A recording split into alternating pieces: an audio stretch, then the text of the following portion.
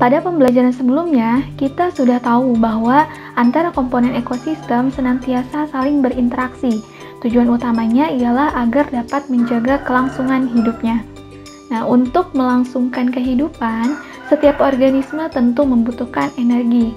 Tapi, sebagaimana yang kita ketahui bahwa energi itu kan tidak dapat diciptakan ataupun dimusnahkan. Namun, energi dapat diubah dari suatu bentuk ke bentuk lainnya. Nah, untuk memenuhi kebutuhan energinya, dalam sistem ekologi, suatu organisme berperan sebagai komponen pengubah energi, sehingga organisme dapat memenuhi kebutuhan energinya melalui aliran energi yang terdapat pada rantai makanan. Akan tetapi, sepandai apapun suatu organisme bertahan hidup, tidak bisa dipungkiri bahwa setiap makhluk hidup pasti akan mengalami kematian. Saat makhluk hidup mati, tubuhnya tidak lagi melakukan metabolisme dan pembakaran energi.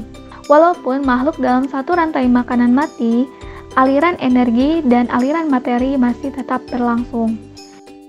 Ketika makhluk hidup mati, energi yang ada di dalam tubuh organisme yang mati tersebut akan dilepaskan ke lingkungan dalam bentuk yang berbeda, melalui penguraian materi organik oleh dekomposer menjadi materi anorganik yang nantinya akan masuk kembali ke dalam rantai makanan. Begitu selanjutnya secara terus-menerus sehingga membentuk suatu aliran energi dan daur materi. Makhluk hidup maupun benda mati yang ada di bumi tersusun oleh materi. Pernahkah kamu bertanya kenapa air dan unsur-unsur kimia lain seperti karbon, oksigen, nitrogen itu masih tersedia di alam dan seakan-akan tidak pernah habis?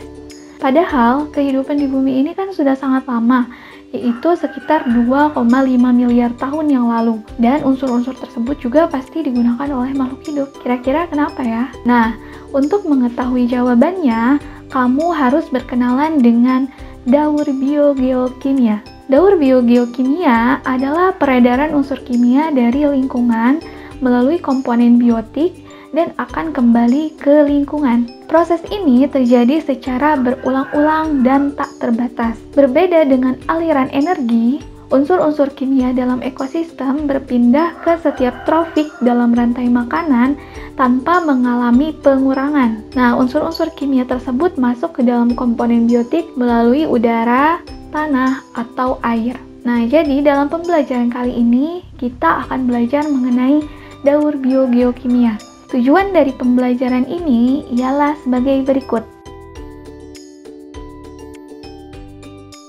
Nanti setelah kamu mengenal dan mempelajari daur biogeokimia, semoga kamu semakin sadar bahwa kehidupan di bumi ini sangat teratur, seimbang, dan kompleks. Sangat mustahil jika keteraturan dan keseimbangan yang ada di muka bumi ini dapat tercipta tanpa kuasa Tuhan. Ingat bahwa Tuhan tidak pernah menciptakan sesuatu dengan asal-asalan dan sia-sia. Dan kita manusia adalah makhluk yang sempurna. Sebagai makhluk hidup yang dibekali akal, kita mempunyai tugas untuk menjaga keteraturan dan keseimbangan di muka bumi ini agar tidak rusak karena ulah keserakahan kita.